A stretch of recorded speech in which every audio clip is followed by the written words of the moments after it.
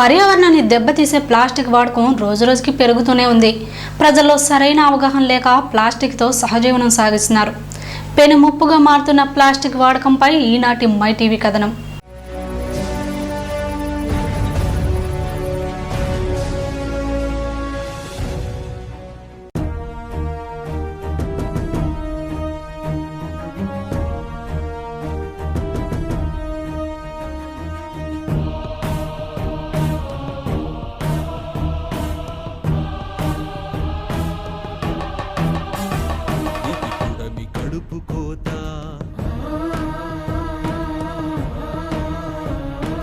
కడలి గుండె ఘోష ఇది పుడమి కడుపు కోత ఇది కడలి గుండె ఘోష ప్లాస్టిక్ విష సర్పం పడగ విప్పి నేడు ప్రకృతినే వణికిస్తూ నవ్వుతుంది చూడు. ప్లాస్టిక్ విష సర్పం పడగ విప్పి నేడు ప్రకృతినే వణికిస్తూ నవ్వుతుంది చూడు. ఓ మనిషి ఇకనైనా నీ తప్పును తెలుసుకో. ఓ మనిషి ఇప్పుడైనా ప్లాస్టిక్ను వదులుకో.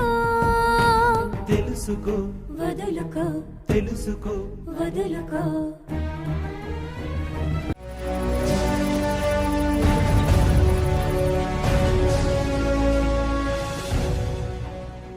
పర్యావరణానికి పెనుభూతంగా మారుతోంది ప్లాస్టిక్. కాలుష్యం పెంపొందించడమే కాకుండా ప్రకృతిని సర్వనాశనం చేయడంలోనూ ప్లాస్టిక్ ముందుంటుంది. పాల ప్యాకెట్ల దగ్గర నుంచి నిత్యావసరాలు పట్టుకెళ్లే వాళ్ళంతా రోజు ప్లాస్టిక్ తోనే సహజీవనం చేస్తున్నారు. నగరాలు, పట్టణాలు, గ్రామాలు, పల్లెలు, మురికివాడలు ఇలా ఎక్కడ చూసినా దర్శనమిచ్చేవి ప్లాస్టిక్ వ్యర్థాలే. మురికి కాల్వాలు, ఖాళీ స్థలాలు, గెడ్డలు, చెత్త కుండీలు, ఆరుబయట గుట్టలు గుట్టలుగా పేరుకుపోయిన చెత్తా చెదారంలో 90% ప్లాస్టిక్ వ్యర్థాలే కనిపిస్తున్నాయి. చూడటానికి తేలికపాటి వస్తువే అయినా అది పర్యావరణాన్ని దెబ్బతీసే ఓ మహమ్మారి అని చెప్పాలి. ప్రపంచంలో ఇప్పటికే 60కి పైగా దేశాలు వీటిని నిషేధించాయి. భారత్లోనూ కొన్ని రాష్ట్రాల్లో దీనిపై ఆంక్షలు కూడా ఉన్నాయి. 50 మైక్రాన్ల కంటే తక్కువ మందం ఉండి ప్లాస్టిక్ సంచులను వాడొద్దని మేధావులు, పర్యావరణ పరిరక్షకులు గొంతెత్తి వేడుకుంటున్నా జనంలో కనీసం మార్పు రావడం లేదు. చాలా చోట్ల దినచర్య ప్లాస్టిక్ తోనే మొదలవుతుంది. 1950 నుంచి మన దేశంలో ప్లాస్టిక్ ఉత్పత్తి విపరీతంగా పెరిగింది. నేడు మిగతా పదార్థాలన్నిటినీ ప్లాస్టిక్ దాటుకుపోతోంది. పాలిథిన్ సంచులపై 25 రాష్ట్రాలు, కేంద్రపాలిత ప్రాంతాలు ఆంక్షలను అమల్లోకి తీసుకువచ్చాయి. వీటిని కట్టుదిట్టంగా అమలు చేయడం లేదని కేంద్ర పర్యావరణ శాఖ నివేదికలో తెలిపింది. వాతావరణ మార్పులు, పర్యావరణ కాలుష్యం నేడు మానవాళికి ముప్పుగా పరిణమిస్తున్నాయి.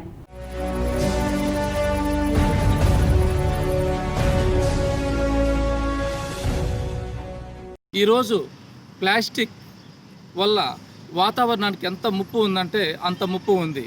దీని గురించి మన ప్రభుత్వము, స్వచ్ఛంద సేవా సంస్థలు అనేక విధాలుగా ప్రచారం చేసి ఈ యొక్క ప్లాస్టిక్ కవర్లను నిషేధించడం జరిగింది. అయినా సరే చాప కింద నీరులా ఈ యొక్క ప్లాస్టిక్ మన మార్కెట్లో వచ్చేస్తుంది. ఈ ప్లాస్టిక్ వల్ల ఎక్కడ చూసినా కాలుష్యం, కాలువల్లో అయితేనేమి, నీటిల్లో అయితేనేమి, నదుల్లో అయితేనేమి, సముద్రాల్లో అయితేనేమి, ఎక్కడ చూసినా కూడా ఈ ప్లాస్టిక్ వల్ల వాతావరణం కాలుష్యం అవుతూ ఉంది. మనం మార్కెట్కి వెళ్ళేటప్పుడు చేతి సంచులను మాత్రమే ఉపయోగించండి, లేదంటే కన్నా వేరే యొక్క జనపనారతో చేసినటువంటి సంచులను ఉపయోగించండి అని మన ప్రభుత్వం, స్వచ్ఛంద సేవా సంస్థలు ప్రచారం చేశాయి. కానీ ఈ ప్లాస్టిక్ను మాత్రం మనం వదలలేకపోతున్నాం. అంతగా మన జీవితంతో ఇమిడిపోయింది ఈ యొక్క ప్లాస్టిక్. ఈ యొక్క కాలుష్యం బారి నుండి మన వాతావరణాన్ని రక్షించుకోవాల్సినటువంటి బాధ్యత ప్రతి ఒక్కరిలో కూడా ఉంది. కాబట్టి ప్లాస్టిక్ని నిషేధించండి, వాతావరణ కాలుష్యాన్ని నివారించండి. ఈరోజు వాతావరణంలో వర్షం పడక భూమి బీటలు బారుతూ ఉంది. అదేవిధంగా ఆరోగ్య సమస్యలు తలెత్తుతున్నాయి. ఎన్నో రకాలైనటువంటి ముప్పులు, ఆరోగ్యకరమైనటువంటి ముప్పులు మన ముందు ఉన్నాయి. అయినా సరే మనం ఈ యొక్క ప్లాస్టిక్ని మర్చిపోలేకపోతున్నాం, వాడడం ఆపలేకపోతున్నాం. ఈరోజు టీ స్టాల్లో పార్సిల్స్ తీసుకోవడానికైతేనేమి, ఫంక్షన్స్లో తాగడానికి ప్లాస్టిక్ గ్లాసులు, తినడానికి ప్లాస్టిక్ ప్లేట్లు, ఇలా మన జీవితంలో ఎక్కువగా మనము ప్లాస్టిక్తో మన సంబంధాన్ని కలిగి ఉన్నాం. దీనిని నిషేధించాలి. అటువంటి బాధ్యత మన అందరిలో కూడా ఉంది. కాబట్టి ఆరోగ్య సమస్యల నుంచి మరి పర్యావరణాన్ని రక్షించవలసినటువంటి బాధ్యత అన్ని రకాలుగా కూడా మన మీద ఉంది. కాబట్టి ప్లాస్టిక్ను దూరం చేసి ఈ యొక్క వాతావరణ కాలుష్యం నుంచి కాపాడుదాం. అందరినీ మనం ఆరోగ్యంగా ఉండేటట్లు చూద్దాం.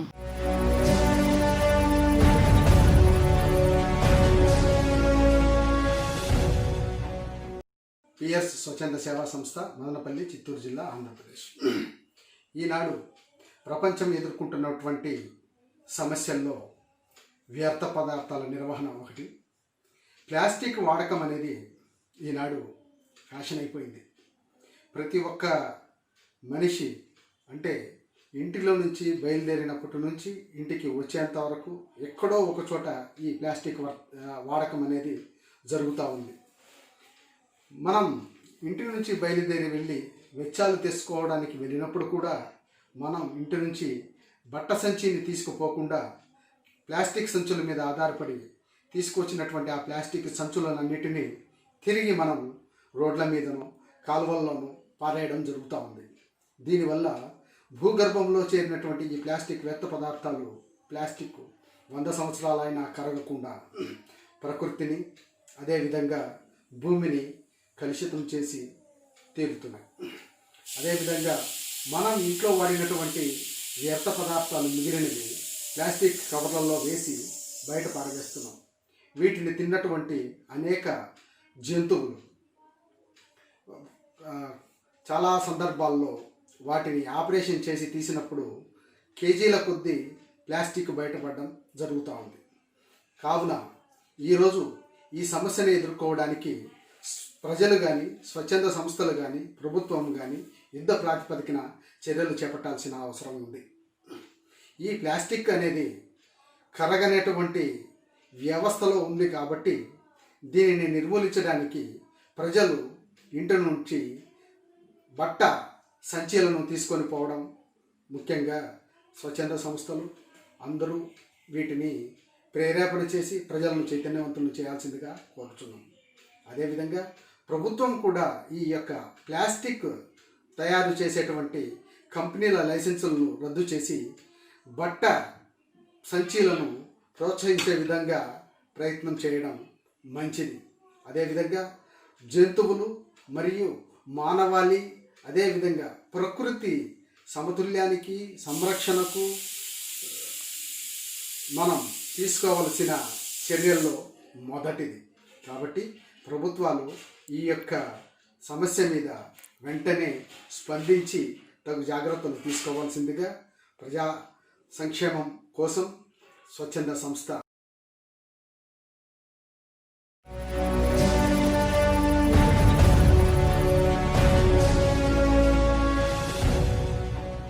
పర్యావరణంలో కనుక గమనించినట్లయితే అతి విలువైన అతి ప్రాముఖ్యమైన చాలా రకాలుగా ఉపయోగపడేటువంటి వృక్ష సంపద నానాటికి తరిగిపోతూ ఉంది. దీన్ని కట్టడి చేయడంలో కానీ, పెంపొందించడంలో కానీ, రక్షించడంలో కానీ సరైన జాగ్రత్తలు తీసుకోలేకపోతున్నాము. ఒకటి వృక్ష సంపద, రెండవది ఈ నీటి సమస్య అయితే ఇంకా చెప్పనలివి కాదు. ముఖ్యంగా మా చిత్తూరు జిల్లా పడమటి మండలాల్లో చూసినట్లయితే 1500 అడుగులు వేసినా కానీ నీరు దొరికే పరిస్థితి లేదు. కాబట్టి ఇక్కడ దీనితో పాటు ఈ భూకంపాలు కావచ్చు, తుఫాన్లు కావచ్చు, మనుషుల చేత కట్టడి చేయడానికి వీలు కానటువంటి విధంగా కూడా మనకు అనేక విపత్తులు ఎదుర్కొంటున్నాము. అందులో భాగంగానే మనం ఇప్పుడు చూసాము, ఈ మధ్య హుదూద్ కావచ్చు, తుత్లీ కావచ్చు, సునామీ కావచ్చు, ఇవన్నీ కూడా కేవలము ఒక మన యొక్క అశ్రద్ధ వల్ల మాత్రమే ఇవన్నీ సంభవిస్తున్నాయి. దీనికి ప్రధానమైన కారణము మనం చేయాల్సిందల్లా ఈ యొక్క వృక్ష సంపదను పెంపొందించుకోవాలి. దాంతోపాటు ఈ యొక్క ప్లాస్టిక్ వాడకాన్ని పూర్తిగా తగ్గిస్తే తప్ప మనం పర్యావరణ సమస్యల నుండి బయటపడలేము. మనము ఇంటి నుండి బయలుదేరేటప్పుడు ఒక ప్లాస్టిక్ కవర్తో బయలుదేరుతున్నాము, మళ్ళీ ఇంటికి వచ్చేటప్పటికి మళ్ళీ ప్లాస్టిక్ కవర్లో అది ఇది వేసుకొని ఇంటికి వస్తున్నాము. మన యొక్క జీవనము ప్లాస్టిక్తో ప్రారంభమయ్యి నిద్ర కూడా ప్లాస్టిక్తో నిద్రపోయే పరిస్థితి వస్తూ ఉంది. కాబట్టి ప్లాస్టిక్ వినియోగాన్ని ఎంతవరకు మనం తగ్గించగలిగితే అంత ఉత్తమం, అంత మేలు, అంత మంచి జరుగుతుంది. మనకు ఉదాహరణకి ఈ కాలువలు కావచ్చు, ఈ గంగానది కావచ్చు, వీటిలంతా కూడా చూసినామంటే మొత్తము ప్లాస్టిక్ మయమైపోయి నీరు కలుషితమైపోయి, ఆ వాతావరణం కలుషితమైపోయి, కలుషితాల మధ్యలో మన యొక్క జీవనాన్ని సాగిస్తున్నాము. ఇక్కడ వృక్ష సంపదను మనం పెంపొందించాలి. ప్లాస్టిక్ వాడకాన్ని పూర్తిగా మనము నిషేధించాలి. ఇది మనం నిషేధించినంత మాత్రాన కాదు, కానీ ప్రభుత్వ పరంగా దీనికి చట్టాలు ఎన్నున్నా కానీ ఇది అమలులో చాలా ఇబ్బందులు వస్తూ ఉంది. ఈ ప్లాస్టిక్ ప్రత్యామ్నాయాన్ని కనుక్కోవాల్సిన అవసరం ఉంది. ఈ ప్లాస్టిక్ని ఎప్పుడైతే మనం నిషేధించగలమో అప్పుడు వాతావరణంలో మనము మంచి వాతావరణాన్ని మనం చూడడానికి వీలవుతుంది. ఇప్పుడు ఉదాహరణకు ప్లాస్టిక్ బియ్యం వస్తూ ఉంది, ఎంత బాధాకరం చూడండి. ఇట్లా తయారైపోయి కొంతమంది దురాశ వల్ల కూడా ఈ మనుగడ మనం నశిస్తూ ఉంది. ప్రపంచంలో ప్రతి ఒక్కరికి కావాల్సినటువంటి సహజ సంపద ఈ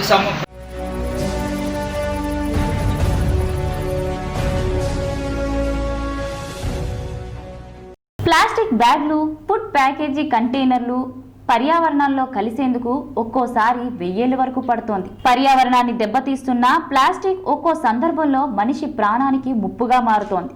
ఎక్కువగా క్యాన్సర్, నాడి వ్యాధులు, శ్వాసకోశ ప్రత్యుత్పత్తి సమస్యలు, కిడ్నీ కాలేయ రుగ్మతలకు దారితీసే ప్రమాదం పొంచి ఉంది.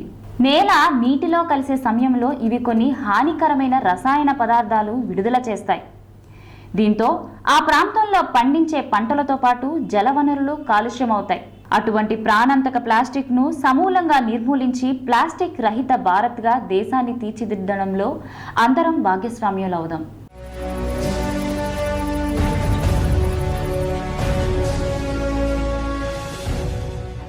పిఠాపురం పట్టణంలో ప్లాస్టిక్ వాడకం బాగా విపరీతంగా పెరిగిపోయింది. ఇంటి ముందర ఆర్ కమిషనర్ రాము గారు ఉన్నప్పుడు ఈ ప్లాస్టిక్ పూర్తిగా ఆయన అరికెట్టగలిగారు. కానీ ప్రస్తుతం కేంద్ర ప్రభుత్వం కూడా ప్లాస్టిక్ని చాలా మట్టికి తగ్గించాలని కోరుతున్నా కూడా ఈ యొక్క వాడకం పెరుగుతుంది తప్పించి తగ్గడం లేదు. అలాగే పిఠాపురం పట్టణం కూడా ఈ ప్లాస్టిక్ నిషేధం మీద అవగాహన కల్పించినా కానీ బాగా ప్లాస్టిక్ వాడకం పెరిగిపోయింది. ఈ మార్కెట్లో మెయిన్ రోడ్లు పలు షాపుల్లో కూడా ఈ ప్లాస్టిక్ వాడకం బాగా విపరీతంగా పెరిగింది. మున్సిపాలిటీ అధికారులు కూడా వెంటనే ఈ ప్లాస్టిక్ కవర్లపై వెంటనే వారి యొక్క చర్యలు ప్రారంభించాలని నేను కోరుతున్నాను. అలాగే అధికారులు ఎవరైతే ఉన్నారో ప్లాస్టిక్ గతంలో దీన్ని స్ట్రిక్ట్గా అమలు చేసి ఈ యొక్క ప్లాస్టిక్ కార్యక్రమాన్ని ఇప్పుడు వదిలేయడం వల్ల బాగా ఈ ప్లాస్టిక్ వాడకం పెరిగిపోయింది. వెంటనే మున్సిపల్ అధికారులు ఈ ప్లాస్టిక్ వాడకంపై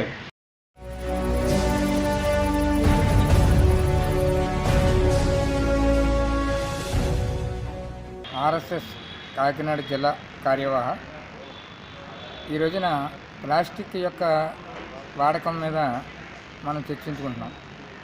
గతంలో ప్లాస్టిక్ అనేటువంటి వస్తువులు అత్యవసరమైనటువంటి పరిస్థితులు మాత్రమే దాన్ని ఉపయోగించేవారు. కానీ ఇవాళ అది నిత్యావసర వస్తువుగా కూడా జనమందరూ కూడా దాన్ని ఉపయోగిస్తున్నారు. దీనికి కారణం ఏంటంటే ఇంటి దగ్గర నుంచి సరుకు తెచ్చుకుని దాన్ని ఆ బ్యాగ్లో వేసుకుని అక్కడక్కడ పాడేసి డిస్పోజల్ అనేటువంటి వర్క్గా తయారైపోయింది. అయితే అందులో అది ఆఖరికి ఎంతవరకు వెళ్ళిందంటే సామాన్లు పట్టుకెళ్ళడమే కాదు, మనం తాగేటువంటి మజ్జిగ, పాలు ఇటువంటివన్నీ కూడా ప్లాస్టిక్ సంచుల్లో వేసుకోవడం వల్ల అందులో కెమికల్స్ అన్నీ కూడా కలిసి ఆ రసాయనాల ద్వారా కూడా ఆరోగ్యం పాడవడానికి కూడా ఒక ముఖ్య కారణం అవుతుంది. దీనివల్ల ఏ విధమైనటువంటి ఉపయోగం లేదు. అయినప్పటికీ కూడా ప్లాస్టిక్ వాడాలనేటువంటి ఆలోచన వినియోగదారుడికి ఎక్కువగా ఉంది. అమ్ముకునేవాడు కూడా ఇదే బాగుందని చెప్పి ఆ కవర్ను పెట్టి అమ్మడం కూడా జరుగుతుంది. సూక్ష్మంగా దీన్ని నిర్మూలించాలంటే వ్యక్తిగతమైనటువంటి క్రమశిక్షణ ప్రతివాడు పాటించాలి. తనకు ఉన్నటువంటి ఇంటి దగ్గర ఉండేటువంటి ఒక చిన్న బ్యాగ్ తెచ్చుకొని ఉదాహరణకి ఇలాంటి బ్యాగ్ను కూడా మనం ఉపయోగించుకోవచ్చు. దీనికి కారణం ఏంటంటే దీనివల్ల ఎక్కువ బరువు వస్తుంది, మనకి కూడా ఉంటుంది. దీనివల్ల ఏ విధమైనటువంటి కెమికల్స్ దీనికి ఏమీ అంటుకోవు. ప్రతి వస్తువుని కూడా మనం సద్వినియోగం చేసుకోవడానికి ఇంట్లో అవకాశం ఉంటుంది. రెండవది, మనం వాడేసినటువంటి ఈ ప్లాస్టిక్ సంచులన్నింటినీ కూడా ఇవాళ మనం చాలా కాలం క్రితం చూసాం. పుణ్యక్షేత్రాల్లో ఈ దానాలు చేసేటప్పుడు అనేక రకాలైనటువంటి ప్లాస్టిక్ వస్తువులు వేసి ఆ పని అయిపోయిన వెంటనే ఆ గోదావరిల మీద కాలువగట్ల మీద పాడేస్తున్నారు. ఇవాళ మనం రాజమండ్రి యొక్క గోదావరి నదిలో చూస్తుంటే కొన్ని వేల గుట్టలుగా అక్కడ పడి ఉంటున్నాయి. వాటిని చేసేటువంటి ఏ విధమైనటువంటిది లేదు. గతంలో మన ప్రధానమంత్రి మోడీ గారు గంగా కాలుష్యం అనేటువంటి ఒక దాని గురించి ప్రయత్నం చేశారు. దాన్ని కారణం ఏంటంటే దాన్ని చేయడానికి కొన్ని వేల కోట్ల రూపాయలు అవుతాం. ఇది ఒక రకమైనటువంటి ప్రమాదం. మా నీరంతా కూడా కలుషితం అయిపోతుంది. ఆ కలుషితమైనటువంటి నీరు తాగడం వల్ల మనందరికీ కూడా అనారోగ్యం వస్తుంది. దానివల్ల ప్రకృతి దెబ్బతింటుంది. అంతేకాదు భూ కాలుష్యం కూడా దీనివల్ల జరుగుతుందని మనం చెప్పుకోవచ్చు. ఒకటి ఏంటంటే ఈ వాడేసినటువంటి వస్తువులన్నీ భూమి మీద పడేందుటి అవన్నింటినీ కూడా భూమి స్వీకరించలేకపోవడం వల్ల ఆ భూ కాలుష్యం మనకి ఏర్పడుతుంది. ఆ వస్తువులు భూమిలో కలవవు. అది ఎన్నాళ్ళైనా సరే అలా ఉండి దుర్గంధాలు వచ్చి వాతావరణం అంతా కూడా విపరీతమైనటువంటి పొల్యూషన్లుగా మారడానికి అవకాశం ఉంది.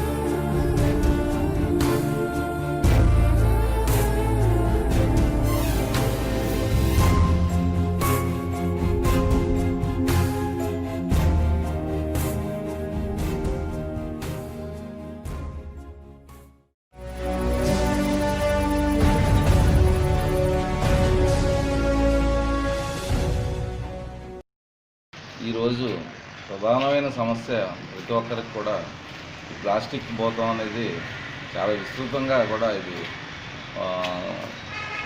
ఉండడం వల్ల ఏమవుతుందంటే ముఖ్యంగా ప్రతి ఒక్క చేతిలోనూ కూడా ఇంతకుముందు పూర్వీకులందరూ కూడా ఒక సంచి తీసుకుని వెళ్ళి బజార్కి ఏం కావాల్సి వచ్చినా వస్తువులు అందరూ వేసుకొచ్చేవారు.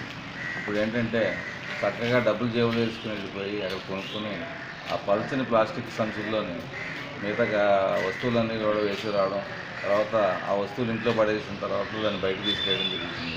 దీనివల్ల ఏమవుతుందంటే ఆ కాలువలో తర్వాత ఇవన్నీ కూడా ఈ ప్లాస్టిక్ సంచులతో కూడుకుపోయి పూర్తిగా కూడా ఆ మురుగు వెళ్ళని పరిస్థితి ఏర్పడి దానివల్ల విపరీతమైన విపత్కర పరిస్థితులు ఏర్పడుతున్నాయి. అయితే ఏంటంటే ముఖ్యంగా ప్లాస్టిక్ దుకాణాల మీద ప్లాస్టిక్ సంచులు అమ్మేవాళ్ళ మీద దాడులు చేసే కంటే మూలం ప్లాస్టిక్ ఆ రకం ప్లాస్టిక్ ఎక్కడ తయారవుతుందో అక్కడ వాళ్ళు నియంత్రణ చేస్తే ఇది కొంతవరకు కూడా అరికట్టడానికి అవకాశం ఉంటుంది. కాబట్టి ముఖ్యంగా ఆ తయారీని నియంత్రణ చేయవలసిందిగా కూడా సందర్భంగా ప్రభుత్వం వారికి తెలియజేయడం జరుగుతుంది. అలాగే ప్రజలు కూడా ఏదో తేలిగ్గా ఉంది, మనకి ఈ పట్టుకెళ్ళడానికి బాగుందనే ఉద్దేశంతో కాకుండా భవిష్యత్ తరాలకు చాలా ఇబ్బందులు కలుగుతున్నాయని ఒక మంచి ఆలోచనతో ఇది మిగతా వాళ్ళకి కూడా అవగాహన కల్పించి ప్రతి ఒక్కరూ కూడా చేతి సంచితోటి ఈ విధమైన ఇలాంటి జూట్ బ్యాగ్స్ కానీ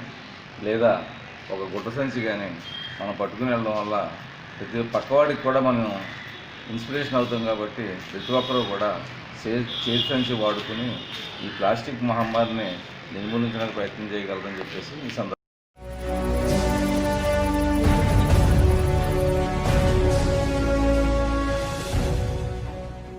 బాధ్యత స్వచ్ఛంద సంస్థ సెక్రటరీని. ఇప్పుడు ప్రస్తుతానికి పర్యావరణ పరిరక్షణ కోసం కేంద్ర రాష్ట్ర ప్రభుత్వాలు చాలా కార్యక్రమాలు చేపడుతున్నాయి. కానీ వాళ్ళు చేపట్టేటటువంటి కార్యక్రమాలు ప్రసంగాల వరకే ఉన్నాయి తప్ప అది ప్రజలకు అవగాహన కల్పించే విధంగా ఒక కార్యక్రమం కూడా చేపట్టడం జరగట్లేదు. ఎక్కడ పడితే అక్కడ ప్లాస్టిక్ వ్యర్థాలు ఎక్కువైపోయి కాలువలన్నీ నిండిపోయి మనకి వరదలు రావడానికి కారణాలు, అలాగే పర్యావరణంలో ఎన్నో రకాల మార్పులు వస్తున్నాయి. ప్లాస్టిక్ కవర్లు, ప్లాస్టిక్ బాటిల్స్, రకరకాలుగా ప్లాస్టిక్ని వాడడం వల్ల చాలా విపరీతమైనటువంటి కాలుష్యం ఏర్పడి ప్రజల్లోని మనకి తెలియనటువంటి రకరకాల రోగాలు రావడం జరుగుతుంది. కాబట్టి ఈ ప్లాస్టిక్ వ్యర్థాలు అనేవి మనం తగ్గించాలి అనుకుంటే ప్రజల అవగాహన కల్పించాలి. ప్రతిరోజు ఒక మార్కెట్కి వెళ్ళి సామాన్యుడు మార్కెట్కి వెళ్ళి వస్తుంటే రోజుకి సామాన్యుడు 5 కవర్ల దగ్గర నుంచి 10 కవర్ల వరకు వాడడం జరుగుతుంది. అదే గతంలో వస్తే చేతి సంచులు పట్టుకుని కూడా మార్కెట్కి వెళ్ళి వాళ్ళు తెచ్చుకునేటటువంటి కూరగాయలు అయితేనో ఏవైతేనో తెచ్చేటటువంటి అవకాశం ఉండదు. కానీ ఇప్పుడు అవన్నీ మానేసి మన ఆరోగ్యాన్ని మన చేతుల్లోనే ఉంది, కానీ మనమే పాడు చేసుకుంటున్నాం ఈ ప్లాస్టిక్ వాడడం ద్వారా. ఈ ప్లాస్టిక్ మీద విపరీతమైనటువంటి ప్రసంగాలు మానేసి ప్రజలకు అవగాహన కల్పించి ప్రజలను చైతన్యవంతులను పరిచి ప్లాస్టిక్ని మనకి లేకుండా చేయాలని చెప్పి ప్రతి ఒక్కరూ కోరుకుంటున్నారు. కానీ ఆచరణ లోపం కనిపిస్తుంది. కాబట్టి అది మన దగ్గర నుంచే ప్రజలందరూ కూడా మనం బాధ్యతగా మనం ప్రవర్తించి ప్లాస్టిక్ని మనం నిరోధించాలని చెప్పి అందరికీ మనం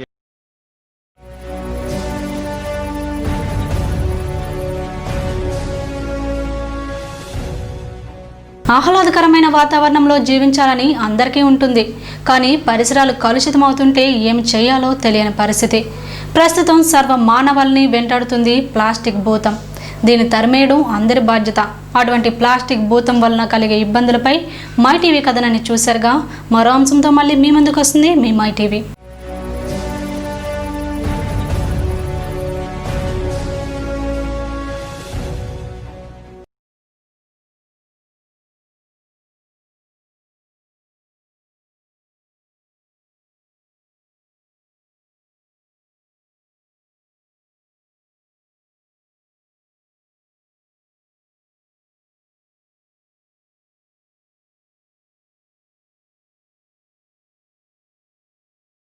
ఆ